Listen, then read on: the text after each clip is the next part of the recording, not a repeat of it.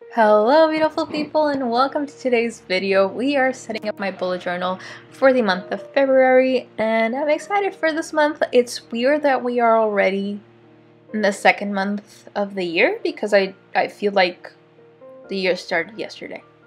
So this is strange. But going into it, I'm usually not the kind of girly to make Valentine's Day themed February months in my bullet journal. But I decided to try it this year. One thing is I didn't want to make it super pink. Valentine's Day themes are usually very pink or very red. Didn't want to go with pink because if you haven't seen it, my January theme was very heavy on the pink, and I don't really love using red in my bullet journal. I don't really know why, but I don't know. I usually like softer colors, and red is a bit bold. So yeah, so I decided to go with pastels and to balance out the pink with some blue and some like beige. And also I will say this teddy bear, because my theme is essentially the cute little teddy bear with the bow and the little paw hearts and the little hearts floating around him and the cute little sign. He can easily pass as also a baby theme. So if you want to use this theme, if you think it's cute but you don't really want the Valentine's Day vibe, or you want to use it for another month, give it a baby vibe. You might enjoy that. Or maybe, I don't know, maybe you're having a baby, maybe you're going to a baby shower this month, maybe you're going to a gender reveal party. This might be a cute theme for you for this month if you want to go with the baby route. I mean, just take out the little hearts, add in maybe like a pacifier, a baby bottle, like boy or girl balloons. This could honestly very easily be converted into a baby theme, which is pretty cute actually. I didn't intend to make it that way, but when I finished like my draft for the theme, I was like, this looks like a baby theme, which honestly I went for it. Honestly, let's be honest. In the month of Valentine's Day, I feel like a lot of babies are made. It's the only reason why there are so many Scorpios and Sagittarius in the world. So, yeah. Yes, I went there. We gotta be honest, people. We gotta be honest.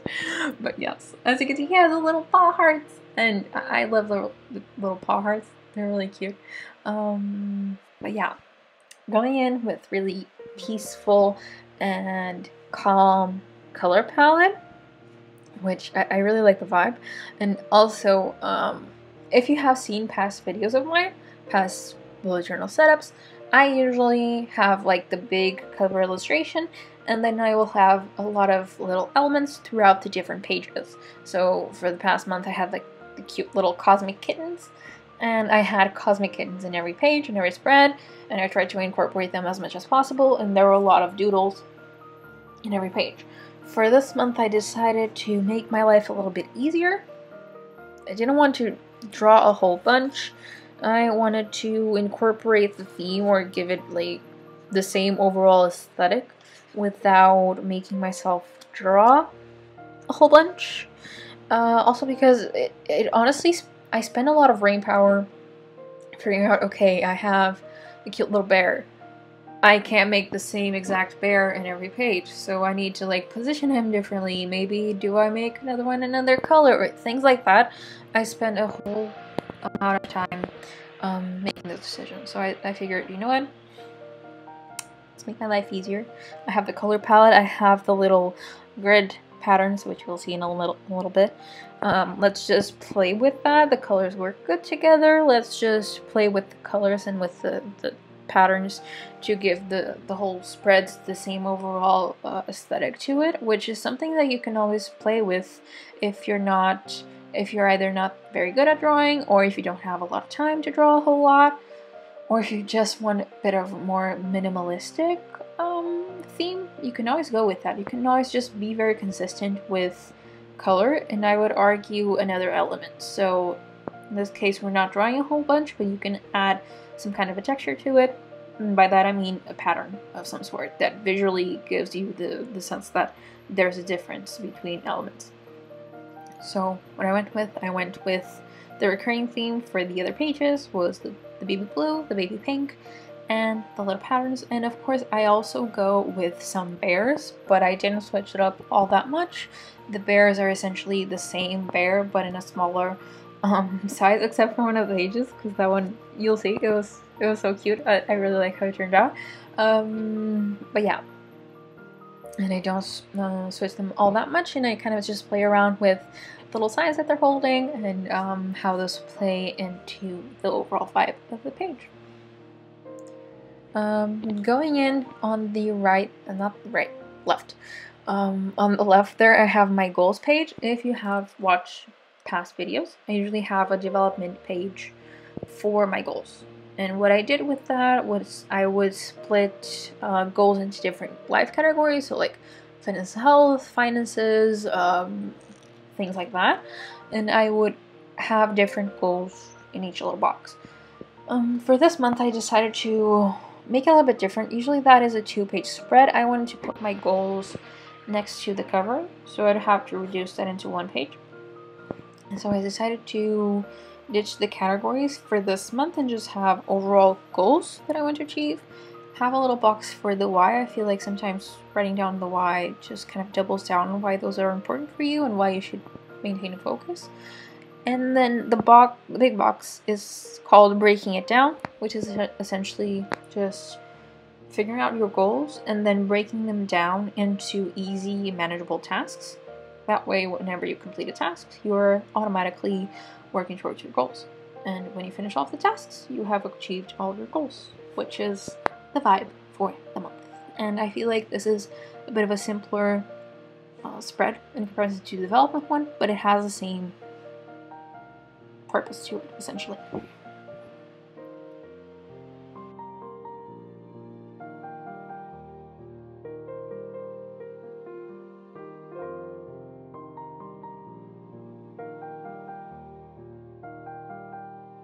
Going in with my habit tracker, like last month, if you guys saw this video for January, you saw that I had my habit tracker next to my monthly log, and I mentioned that I wanted to have it a bit more in the front stage so that I would visually see my habits that I want to achieve every day, because the monthly log is the first thing that I open. This worked so well for last month. I really enjoyed the visual experience of having the habit tracker here, and also this makes my life easier because, like I mentioned in the last video, since I have the calendar right next to it, I don't feel the need to have all of the little numbers in each little box because I have the calendar right there. I can easily see which day corresponds to each little square, so I don't have to write down all those tiny numbers a million times. And it honestly speeds up the process of my bullet journal, and it is less tedious for me. Yeah, it's a very fun experience. I'm sorry that the image is a little bit cut. I didn't realize while I was filming, but the whole journal wasn't in focus. I'm sorry about that. I do film overhead, so I don't always have a clear view of what I'm doing. So yeah, like I said, the little bears, I don't go fully crazy with changing them up. That's basically a similar bear to the first one, except that this one doesn't have a sign, and this one is a little bit smaller.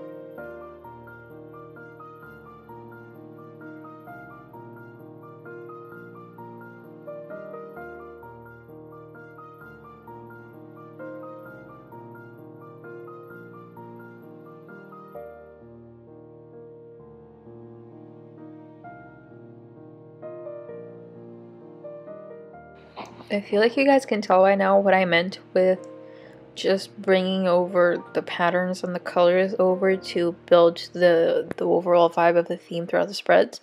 There's just a small illustration of a little bear in the corner there, but since I am going in with the same colors, with the same pattern, and it feels consistent with the cover, it doesn't really feel that impactful that there's only one tiny bear in the corner. It feels like the theme is kind of going on with the whole pages, and so, like I said, work smarter, not harder. If you don't really draw that well, if you don't feel confident with your drawings, if you want to make your life easier, just pick a color palette, pick maybe patterns. It could be doodles, it can be wiggles, it can be grid patterns, it can be whatever you want, and just use that, play around with that, play around with color, play around with texture, and you will do perfectly fine. It can still look very harmonious.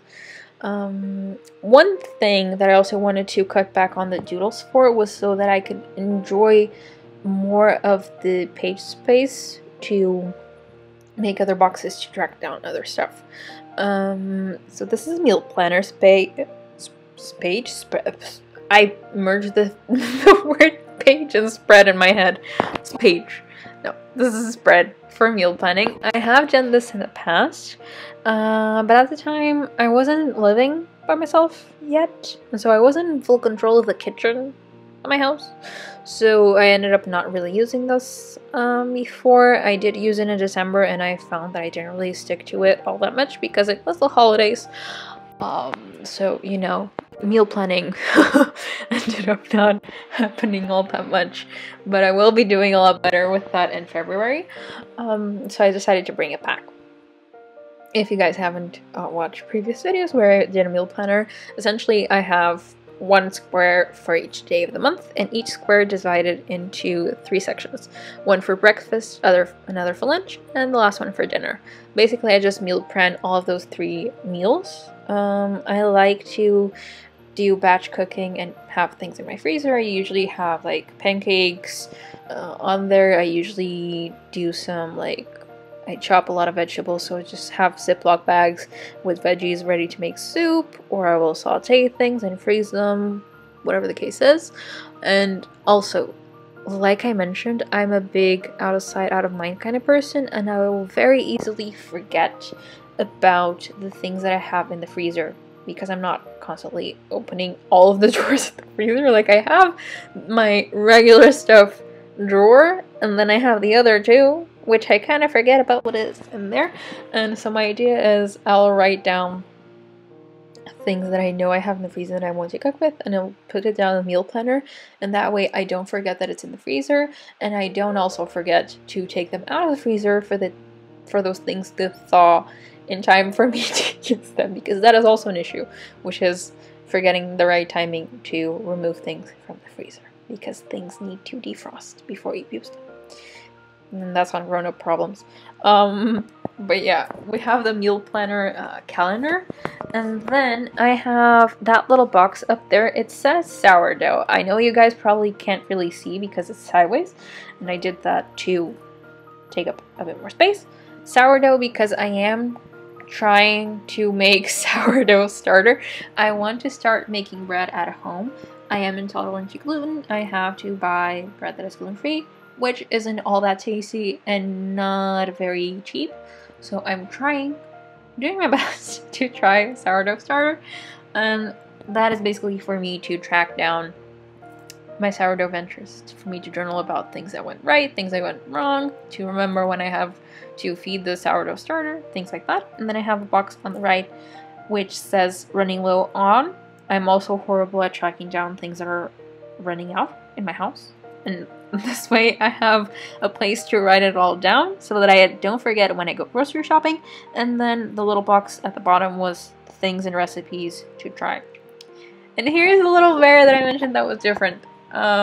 He looks so cute. I really love the way that this big old teddy bear face looks just poking out at the corner there. He looks so cute. But yeah. Going in with my physical well-being spread, this is a novelty in my bullet journal ventures. I did this for the first time last month. This was straight up innovation for the year 2024. And you guys seem to love that. We're bringing it back. I am keeping it mostly the same. I just added a little something on the corner there.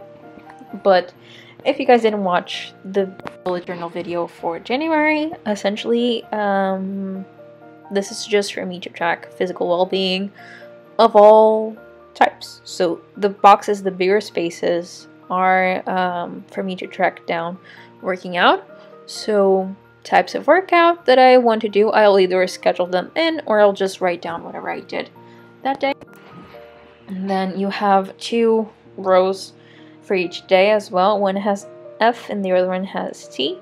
F is for fruit, so I'm essentially tracking the pieces of fruit that I eat in a day because I want to incentivize myself to eat more pieces of fruit. Technically, we should eat, I think it's like 5 pieces of fruit in a day. I'm trying to keep a steady goal of between 3 as a minimum and 5 as a maximum. More than that, I'm gonna be spending a fortune on fruit. Inflation is hitting hard, man. Fruit is expensive. But 3 is doable, and 5, honestly, I usually don't go for 5. Not even for the price of the fruit, but because I kind of just forget to eat all that much fruit. But we're making an effort here. Adding more natural sugar into the diet by eating fruit, and I do notice I did better this month, January. It's not over yet, but you know, I'm doing better this month with the fruit, and I do notice that my sugar cravings have gone down. It's probably because of fruit, so recommend trying this out. And the tea I want to track down just because it's a good form of drinking water, and there are a good amount of herbal teas that align with things that I want to do, so like to balance hormones. There are teas that I like to drink that aid me with that, and so that is just for me to remember to drink those teas and overall to just drink tea. The in and out part there, it says water and bowel. Literally in and out the amount of water that I drink and how many times I go to the bathroom, because believe it or not, that is important to know. You might be eating too little fiber or you might be drinking too little water, and that will affect your intestines. And your intestines, believe it or not, affect your entire health. So if you keep track of how your intestines are going, you will keep good track of your health. And that is important to know, kids. So yeah, there we have the little tracker, which has weight, waist, bloated, or energy levels. I am trying to lose some weight. So I want to track both the little weight and also the waist, just to have a form of measure that isn't straight up weight, because sometimes if you are like retaining liquid or things like that, your weight will fluctuate. But if you measure your waist as well, at least that's what I do, you also track your volume, because sometimes you lose volume but you don't lose weight, or sometimes you lose weight but you don't lose volume. If I have both options, I have a bit of a better idea of what is going on with my body. Bloated, just to know if I am bloated, and energy levels, because that's just important to know. The little box on the corner on the left there, that is my home innovation for this month. It is a little self-care bingo. I have done these in the past. I haven't done them recently. I'll sometimes do a little bingo of spreads of things that I know I would like to do sometime in the month, or they would be fun to do, or they would be good for me to do. But they're not necessarily goals, they're not habits. They're just things that if I do this, it'll be cool. And I am competitive with myself, and I do like achieving like little games or things like that. So having a little self-care bingo card will remind me to do little things like putting on a face mask, having a junk food meal intentionally once in a month, because that's actually good for you to give into your cravings every now and then. Yeah, I really appreciate the concept. And now for the mental well-being spread. Again, this was a novelty last month. You guys seem to really love it. We're bringing it back because it honestly worked very well. And we have a cute little teddy bear holding up the sign. Like I said, minimal alteration to the illustration. It's the same little bear, but it's not full-sized. Or not full-sized, but not full-bodied. And he's just with his little paw holding up the mental well-being. The only thing that I don't really love about this illustration is that we don't get the cute heart toe beans. But you know what? Sacrifices must be made. With the mental well-being, I am basically following the same layout as last month for the boxes to fill. Basically what I'm tracking with these is my mood, if I read my Bible, if I meditated, Gratitude is for writing down something that I'm grateful for in that day, and a line a day is just to write down something that happened, something that I felt like writing down about that day. I am really bad at locating myself in time. So let's say right now, for example, I'm at the third of January, and I will have a hard time remembering what happened in the first week of January, like locating what happened on each day, unless I wrote it down. If I don't write down what happened, I will have no idea what happened. I know that what happened more or less, but I do not know how to place myself in those days. So this helps me to jog my memory and to keep better track of what I have been doing with my life. And then on the bottom there, I have a little box for important Bible verses. Sometimes I'll just read. I'll have this habit of I either read my Bible like in a continuous row. I'm reading it for the first time right now, and I'm still in the Old Testament. Sometimes I'll read it like continuously. So I've started reading it and I continue with that progress, and sometimes I'll just open my Bible and read a random verse. And since I'm not reading it continuously, I will sometimes forget the verse that I read randomly, and I would like to have a place to write them down, which is why I have that little box in case the verse resonates with me. I have some place to write it down so that I remember what I wrote. And then meditations to try, because I have been slacking horribly with my meditating. I do notice that it relaxes me so much, and it is really important for my mental health and my overall energy throughout the day. And there are different types of meditations. There are different meditations as far as length, as far as purpose. There are meditations to connect with God, to connect with spirit guides, to align your chakras, to whatever it is that you want. I'm interested in trying different types of meditations to see how I feel, to see what those experiences bring about. And so, yeah, a month for trying new things, and I would like to maybe write down a few types of meditations that I would like to try, or videos of meditations that I would like to try, because there are a lot of cool meditations here on YouTube. If you speak Spanish, there is a channel called Omnity. I don't remember what the rest of the name is. I know that is Omnity, and they have an insane amount of meditation videos, and they have such cool themes. They're really incredible. If you speak Spanish, the meditations are narrated in Spanish. Definitely recommend. They're really incredible. But yeah, that is my mental well-being tracker. Definitely recommend this if you want to keep track of how you are doing mentally and to keep better note of how you've been feeling and what you've been doing in the day. This is my innovation for this month. I recently found, and this was a big discovery for me in my life, that there are different types of rest. Listen, I'm probably really late in the game. I did not know this is the thing. It makes a lot of sense because sometimes you will theoretically rest, but you don't feel rested. And I was like, okay, why don't I feel rested? There are different types of rest. And I found this out. In theory, there are 7 different types of rest. You will see that I have 8 in here because one I added because I felt it's technically not a form of rest, it's a form of stimulation, but I felt like it was very important to me, so I wrote it down because, well, this is really for me. So basically, there are 7 types of rest, which you have it on screen. There is spiritual, physical, mental, emotional, social, sensory, and creative. Essentially, sometimes we'll feel tired, but we're not physically tired. Sometimes we are socially tired.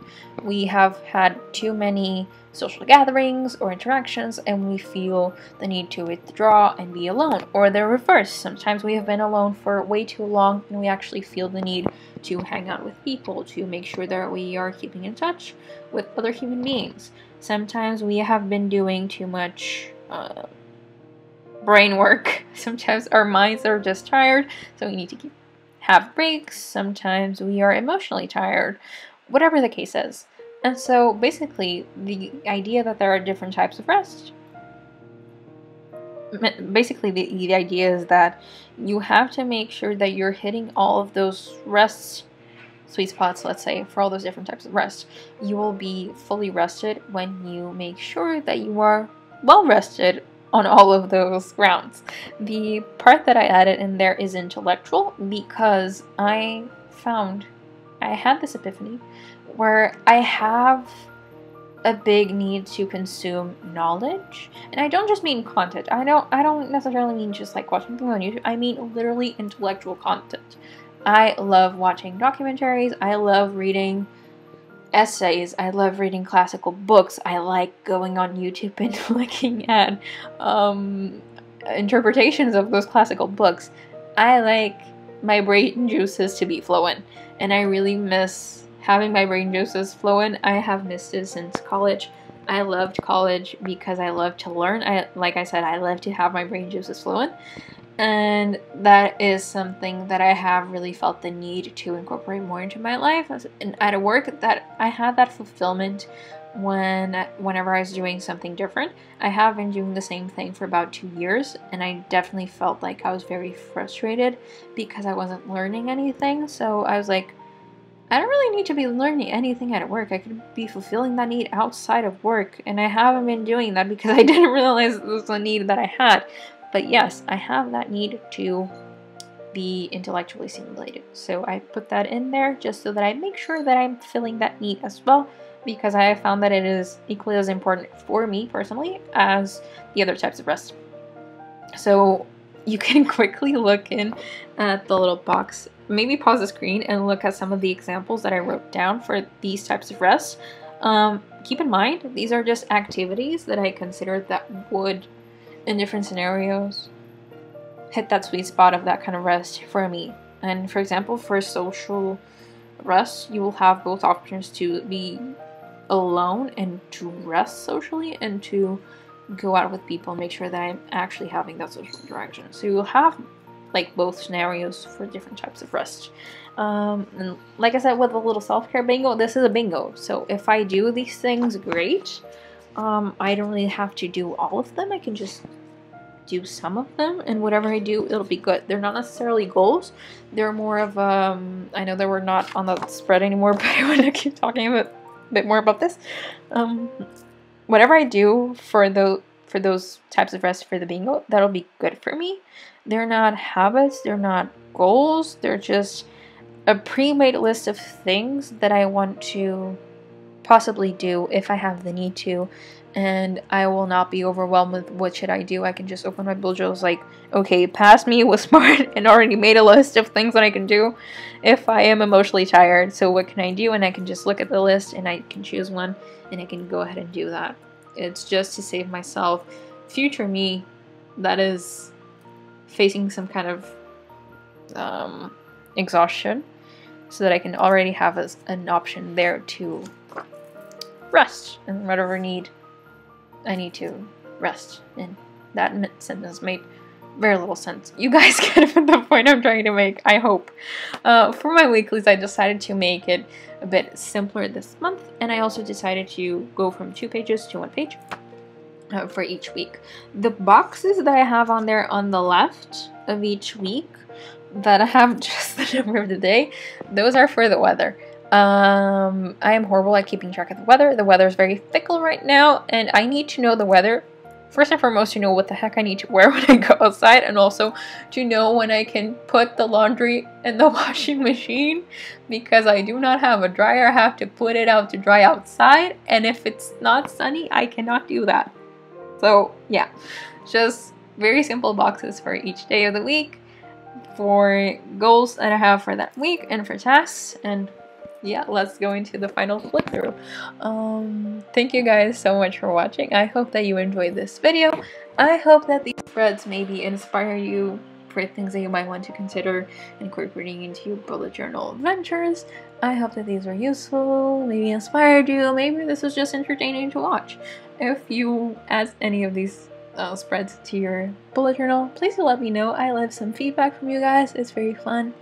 But yeah, thank you guys so much for watching. I hope you enjoyed this video, and I will see you on the next one. Bye!